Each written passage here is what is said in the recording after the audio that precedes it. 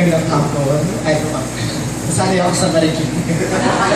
For 5 p.m. ko nagsistart. Ano ba?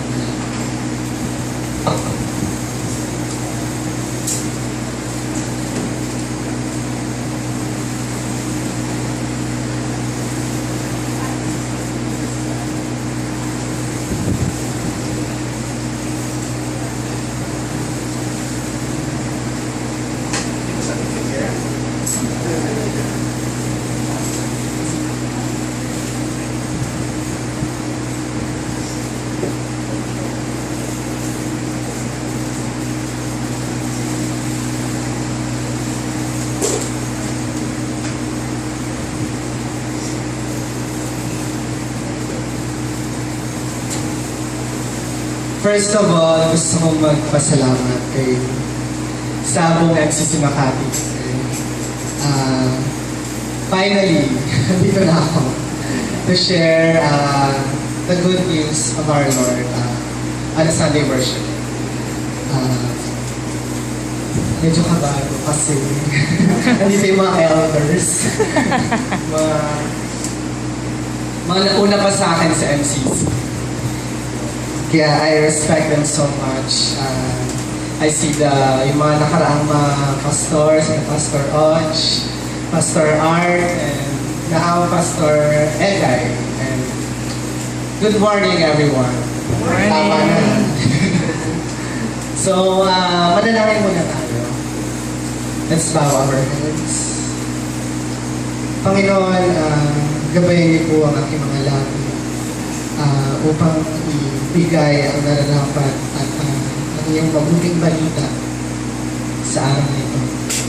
Panginoon, buksan mo ang aming mga puso at isipan sa aming matututunan at naway maging bukas ang aming isip kung sa mga bagay na pwede namin tanggapin at pwede namin matutunan. Pinagdarasal po namin ito sa iyong banal na pangalan. Amen. Medyo English lang yung reflection for today. Do you know how we should love God? Do you have any idea? Paano ba natin dapat mahalin ng Diyos? Serve Him. Serve Him. Ano pa sa? Sundin yung kalooban niya. So, and I remember yung responsorial something, sabi, I love you, God, my strength. Yun. So, mamahalin natin siya ng buong tapang, with all our heart, with all our soul, and with all our mind. Lately, there have been violations and testimonies of love for neighbor, and consequently love for God. Recently, the series of synods of the Roman Catholic bishops just started in Vatican on October 7 until 15.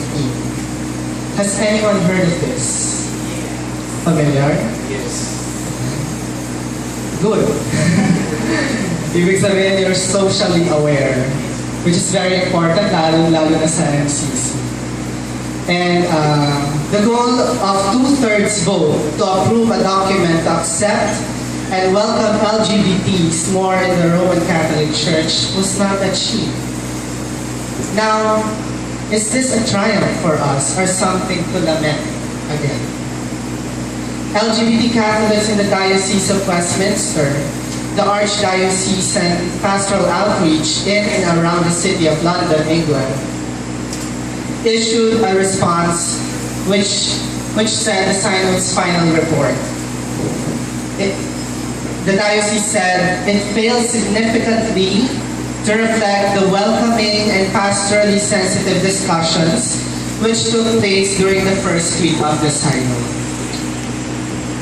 Lizzie Davies from The Observer, a section in The Guardian, an international news agency, wrote, 118 bishops voted for the text and 62 against. As was said by Vatican spokesperson Federico Lombardi, the vote the voted document, The Pastoral Care of People with Homosexual Orientation, said in paragraph 55, there is no basis whatsoever to assimilate or to draw even remote analogies between same-sex unions and the plan of God for marriage and the family. Nevertheless, men and women with homosexual tendencies must be accepted with respect and sensitivity. In their regard should be avoided every sign of unjust discrimination. This statement continues to discriminate same-sex unions, that it's as if it's not the plan of God for any two people to love one another for a long time or even until death. However, it was noted that we must be accepted with respect and sensitivity. It was also noted that discrimination against us should still happen, but unjust ones should be avoided. What could this mean?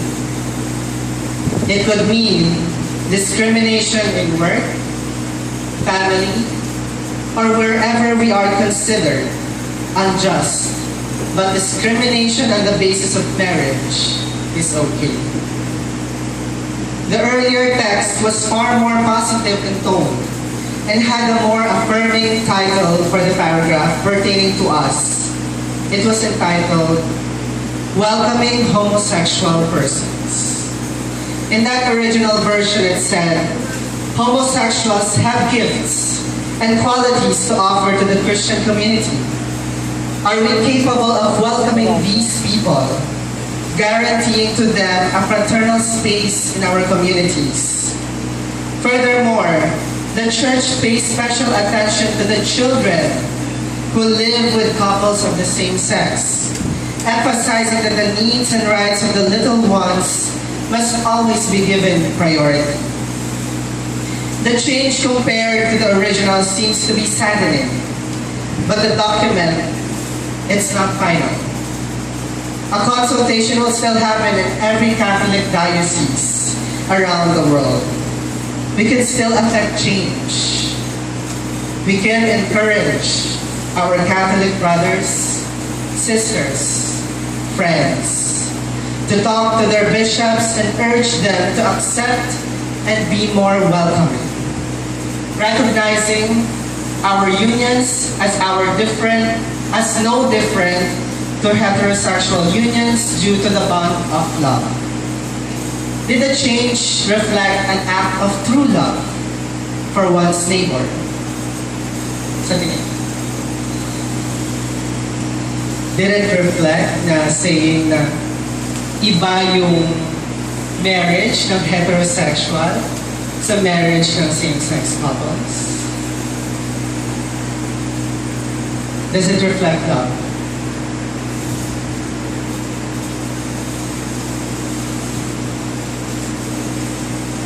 So, did it reflect the second greatest commandment that Jesus taught us when the document said, there is no basis whatsoever to assimilate or to draw even remote analogies between same-sex unions and the plan of God for marriage and the family?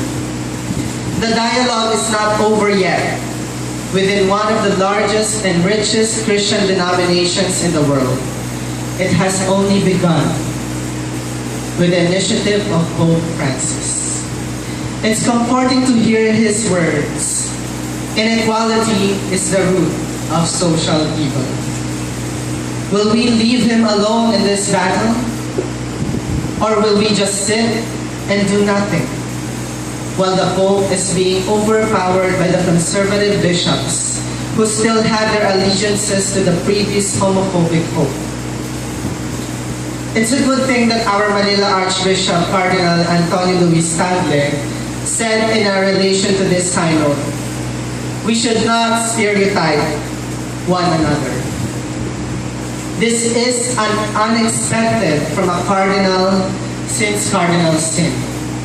The president of the Catholic Bishops' Conference of the Philippines, Archbishop of Lingayen Lagupan, said, none should be systematically excluded because of circumstances personal to the individual. Persons with homosexual orientations are sons and daughters of God, no less than any of us. Discrimination against them is contrary to the gospel spirit. Verbal and physical violence against them is an offense against the good Lord Himself. This is clearly a development in the Roman Catholic Church, of which my parents are still active. And I'd like to thank my mom kasi nandito siya. Hindi ko siya pinili. Sila napili. And she is a devout Catholic, an active Catholic. She's from a guitarist in Handmaids of the Lord. Why do I say these things? Is it to still promote the Catholic Church, who has done so much damage to LGBT people and to non-conventional families? Or is it to hide the still non-full acceptance of LGBT people of faith? Definitely not. I say these things because I want to prove that my parents and to those active Catholics, of which I believe are still our friends and loved ones, the developments are possible. Positive change is possible if we will act together, loving one another as oneself is possible even if we belong to different religious or even non-religious organizations. My parents have loved me and continue to love me. In fact, allows us every Saturday and even Sundays for us to have an ecumenical worship in our humble home. Our congregation has been a witness to that. However, there are still those who become victims of hate in our society. One of them, as we have known recently, is Jennifer Loudon. People immediately judged her as lying to her true gender. People have accused her for being a prostitute. Some accused her of unknown infidelity. Is this an example of unconditional love? It's the love that Jesus has taught us.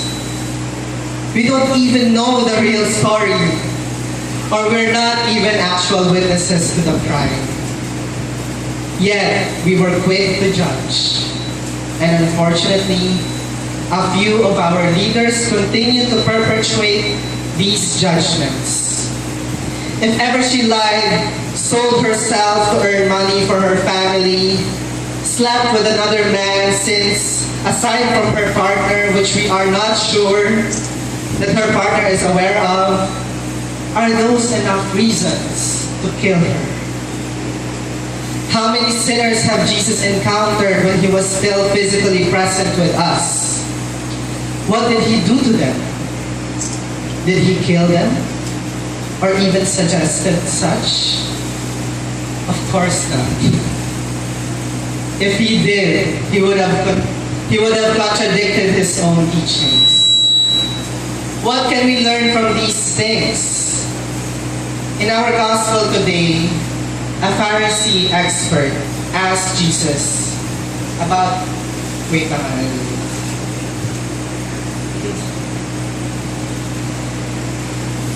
yung mga ganitong issue kasi masakit sa ating mga LGBT. And I'm glad that my mom has been patient throughout, ever since when I was high school. Pero lumalaban kami. Patuloy kaming nagsusurvive every day.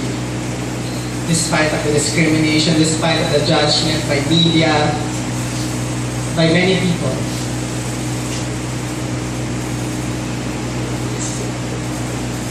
Jesus was asked about the greatest commandment. And what did Jesus say? Love the Lord your God with all your heart, and with all your soul, and with all your mind. This is the first and greatest commandment. And the second is like it. Love your neighbor as yourself. All the law and the prophets had on these two commandments. Why did Jesus say, it's like it? Have any idea? Bakit parehas lang daw? It's because they are simply inseparable. One cannot love God without loving one's neighbor. One cannot love one's neighbor if one can't love God with all one's heart, soul, and mind.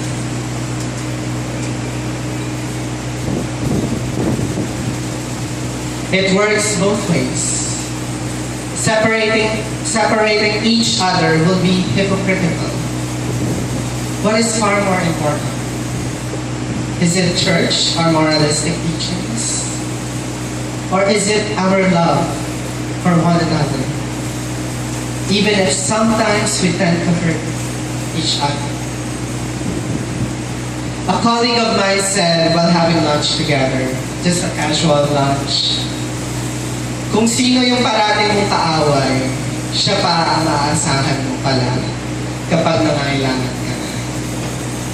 Siya pa ang mas magiging ka-close mo. Well, it cannot be true for some in certain situations and will not always be true. However, ironically, she added, yung taong parating nakikialam sa'yo ay yung tao na tunay na nagmamahal sa'yo at may pakialam sa'yo. My parents are concrete examples of that. Mahilig silang malayo. But those are parents.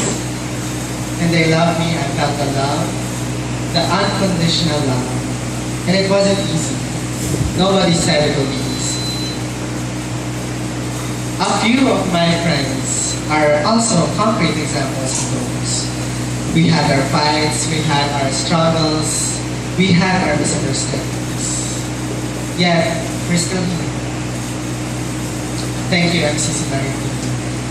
Thank you for being with me. Thank you for joining MCC Makati.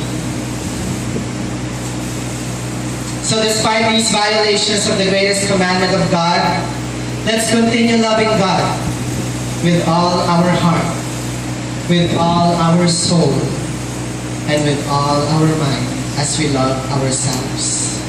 We need to learn to love and take care of our own needs in order to love others more and heed their needs. Let's continue to further commend the community of the faithful to a life of prayer, to seek genuine forgiveness for unkind, thoughtless, and unloving acts, and to a committed life of Christian service as stated in our Declaration of Faith, which we will recite later. And live out two of our core values, which are inclusion and justice. I personally think we have done so much in terms of the other two core values, community and spiritual transformation. I just want to leave you a challenge. What can we do more in terms of gaining acceptance for our community? How do we continue to transform ourselves, to transform the world?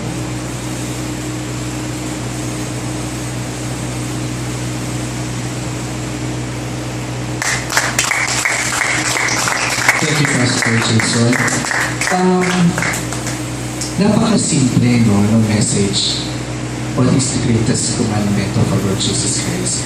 Habang nagsasalita si Pastor Jason, may pumasok na sa isip ko na that time, kinasal ko si Pastor Mine sa Baguio, most of MCC Makati, umakit ng Baguio. Ito ay Noche Buena. Doon kami nagpasko. Nung kinasal ko sila, syempre si Pastor Mike ay kilala sa Baguio. Maraming media ang nag-interview sa kanya. That time, after na ikasal ko sila, hinila ako ng isang reporter ng ABS-CBN. Babae ito. May kasama akong mga members ng MCC Makati. Natakot sila sa akin. Kinabahan sila sa akin. Kasi, during the interview, baka iba ang masagot ko on the spot. Baka mamaya, mag-rumble-rumble lang sasagot ko.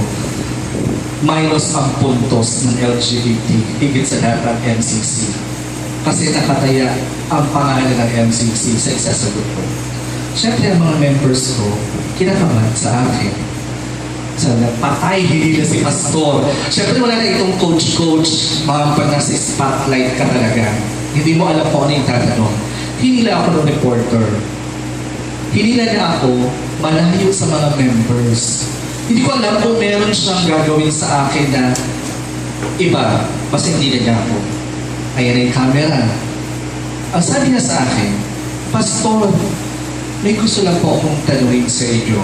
Sabi ko, sige, ano yun? Medyo kinakabahan din naman ako. Lahat sila yata nakatingin sa akin. Sila Pang, sila Jem, yung sa isang table. Ano po ang masasabi niyo sa ibinabato sa inyo na mga kapalian regarding sa ganitong ceremony na ginagawa niyo? Na kayong mga bakla at tomboy ay hindi kaaya-aya sa paningin ng Diyos. At itong ginagawa niyo ay hindi katanggap-tanggap sa harapan ng Diyos. Ano po yung pwede niyong ibato o isagot sa kanila? Siyempre, yung pitiloda mo. Ang sagot ko, opinion po nila yan. Wala po akong magagawa. Kundi tanggapin kung ano ang kanilang opinion o desisyon. Ang masasabi ko lang sa kanila, mahal ko sila. Hindi ko sila pwedeng husgahan. Naniniwala ako sa kasabihan at sinabi ng Diyos, mahalin mo ang kaaway mo, mahalin mo ang taong nakapaligid sa iyo. Kaya yun lang ang dapat kong sundin. Mahal ko sila. Higit sa lahat, ang buong kaparian.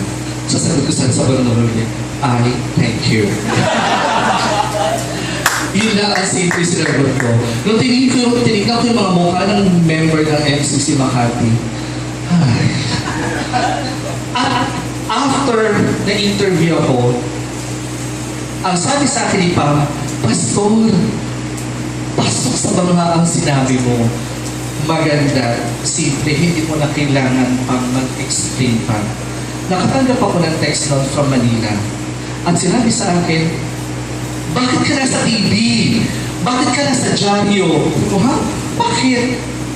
Sabi niya, during the time na in-interview ako, naka-certifies na pala yun. At nagulat ako, pamilya ko pa yung nag-text sa akin na hindi naman alam sa pamilya ko na Becky ako. Charos. Hindi alam sa pamilya, pero 70 years na yung relationship namin. No? So nagulat ako kasi pamangkin ko yung nag-text sa akin. Sabi niya, Tito, bakit ka nasa dyaryo? Bakit ka? Sabi ko, ang bilis naman. Nasa TV ka. Ang mensahe ng Diyos paulit-ulit sa atin, nire-remind na tayo. Katulad ngayon sa mga oras nito, yung iba sa atin, first timer dito. Yung iba, from Marikina, yung iba ay from Makati. Mga kapatid, bago tayo umalis sa lugar na ito, see to it na ang bawat katabi mo sa kanan kaliwa ay kilala mo. Baka mamaya magkasalubungan tayo sa ibang lugar, sa ibang dimension, hindi tayo magkibuan. So sabi nga, love one another. So kailangan, bawat isa sa atin dito ay kilala natin ang pangalan kahit ikaw ay first timer na pumunta dito sa MCC. Mahal natin ang simbahan. Higit sa lahat, mahal natin ang bawat isa. Pastor Jason, salamat sa mensaheng ibinigay mo sa amin. Mapauli namin ito sa araw-araw namin paglakad bilang isang LGBT. Salamat kinanay, salamat sa MCC Marikina. Na-inspire kami, Mother, sa inyo talaga. Dahil napaka-supportive mo kay Pastor Jason all throughout na nalaman mo ganyan siya at tinanggap mo siya bilang siya. Amen.